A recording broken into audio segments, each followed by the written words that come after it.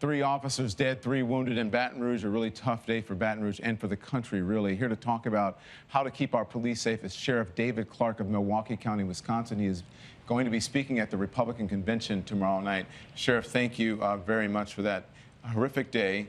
I spoke to the heads of the sheriff department, the police department, and the state police down there, and they told us how their hearts were reeling. Their message is peace and coming together in the country. What's your message? You don't believe that for 1 minute, do you? That their message is? Yeah. That's what they said to me. Okay. Yeah, I believe them. Of course Any I believe them protests when they say over the deaths of these cops today in Baton Rouge? I don't know that. I don't know that. Any riots or protests over the police officers in Dallas, Texas? What are you asking? It's a pretty simple question. I asked you if what's your message to the people. Their message is one of peace. What is your message? My message has been clear from day one 2 years ago. This anti-cop sentiment from this hateful ideology called Black Lives Matter has fueled this rage against the American police officer. I predicted this 2 years ago. So what I want to know, okay, Sheriff. do I want to know? With all due respect, do you know that this was because of that? Yes, I do. As a law enforcement officer? I've been watching this for 2 years. I predicted this. This anti-police rhetoric sweeping the country has turned out some hateful things inside of people that are now playing themselves out on the American police officer.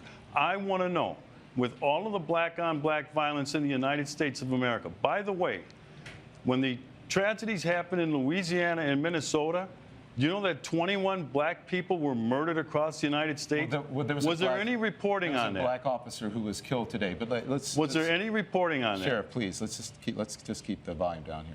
So I understand, and listen, I'm looking at 3 dead cops this week, Sheriff, and I'm looking at 5 last year. You trying to tell me to keep it down? Just please, if you'll just please, we can keep it civil. So, because the message to people at home, I'm sure you want, is one of civility. I wish, Don, I wish you had that message of civility have a conversation toward this hateful ideology, these purveyors of hate. You don't know what my message is. That's what I what want they to say do. to you is, these people preach vile and virtue in the name of We're going to go to break, hate. and we'll be right back. All I want to do is have a conversation. I can't have a conversation with you if we're both talking at the same time. What it sounds like to me is that you're accusing me of violence and supporting a narrative that I'm not necessarily in support of. And if that's what you're accusing me of violence, then you can leave. That's not true. I don't support violence of any type against police officers, against anyone. So if you're accusing me of that, then you're welcome to leave. But if you want to have a conversation, I am more than willing to welcome a conversation with you. I don't disagree with you about there is a narrative across the country that could be harming police officers. But we don't know right now, as someone who's in law enforcement, if that was the actual cause of it. Go ahead. Let me ask you this. Do we know that generally the American law enforcement officers are racist? Do we know this?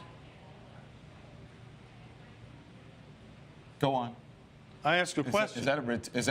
Do I know American general law enforcement are racist? I don't think anyone is accusing. If you're insinuating that people are accusing or saying that law enforcement across this country as a whole are racist, then your assumption is wrong. First of all, this whole anti-police rhetoric is based on a lie. There is no data, and you know this. There is no data, there is no research that proves any of that nonsense. None. You'd have to be more specific about what data and what nonsense you're talking about. That law enforcement officers treat black males different than white males in policing in these urban centers. There is data that supports There is not data. No. The president spoke about it. Cedric Alexander, who is a law enforcement officer. The president has been lying about it. He said it again the other day when he said black males are 2 times more likely to be shot by a law enforcement officer than white males. Don, that is a lie. That is not a lie. It is a lie. Yes, show me. The research that we have from the Washington Post. The Washington Post debunked that nonsense. There's also research. He also said this time. There's also research. He continues. A Harvard professor that also showed that black people are treated more aggressively by police officers. No, you are than other people. wrong in your interpretation of that Harvard study, because I read the study. That's not what he said. He said he was surprised to find that in shootings of the most severe in shootings that he found no evidence that there was a difference. Also, it should be noted that that study was a very small sampling of police departments across the country. Many people did not find it credible, but it is also interesting that in that research, he found that blacks were treated differently when it came to aggressive policing, but for the most egregious shootings, he found no difference. That's what that study showed. Well, based on what? Just generally? Are we talking about high crime areas? Are we talking about police officers being under attack? Because let's go back to where this whole thing started in Ferguson, Missouri. The lie was hands up, don't shoot. You're lumping a whole bunch of things into one. If we can do one specific That's thing where this whole phony movement started. It started out as hands up, don't shoot. You're talking about Black Lives Matter. Right. Okay. So if you want to, you would need to speak to someone who is a member of Black Lives Matter about whether they have perpetrated a fraud on the American people. That's up to Black Lives Matter. That's not me. I'm neither a member of Black Lives Matter, I'm neither a supporter or someone who doesn't support them. I simply report on Black Lives Matter. Do you condemn the anti-police rhetoric coming from this hateful ideology? As a journalist sitting here on television, I don't have to condemn anyone, anything. That is something that you should ask other people around the country. I condemn their jobs to condemn just that. Like I condemn the hateful ideology out of groups like the KKK. All right? I condemn it. There is no place in American discourse for that sort of vile, vitriolic hate coming out of this ideology. This has fueled and fanned the flames of this anger toward the American police officer. There's only one group in America, one time, that truly cares about the lives of black people in these urban ghettos. And it's the American police officer who goes down there on a daily basis, puts their life on the line to protect who? Black people.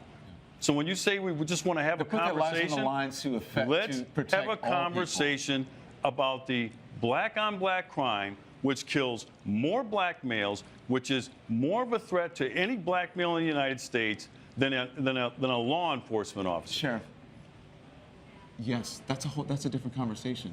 We can walk and chew gum at the same time. There's an issue when it comes to violence. Black-on-black crime, or it's crime.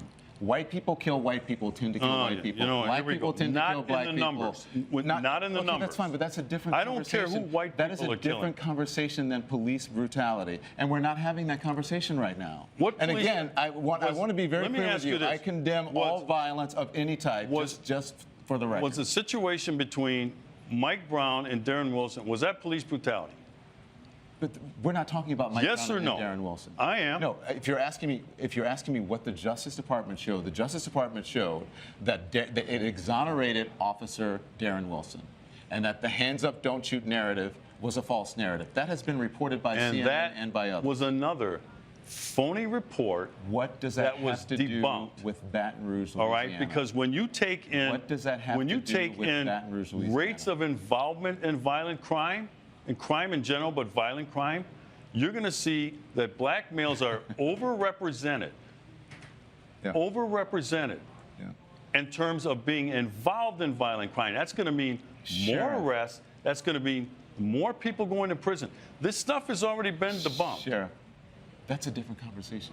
Every time you don't have a response to something I say, you say it's a different conversation. It's not that I don't have a response to you. It's that we're having two different conversations. I'm asking the questions here. You're answering the questions by asking questions about some other subject that we're not discussing. We're talking about this hateful ideology called Black Lives Matter. You said you're not a member. You can't be a member. It's not an organization. There's no structure. That's what you're talking about. Listen, I understand, and it is a hateful ideology. I understand it's a very stressful time for you. These individuals. And Sheriff, we appreciate you coming on. They preach vile and vitriol in the name of virtue. Thank you, Sheriff. We appreciate it.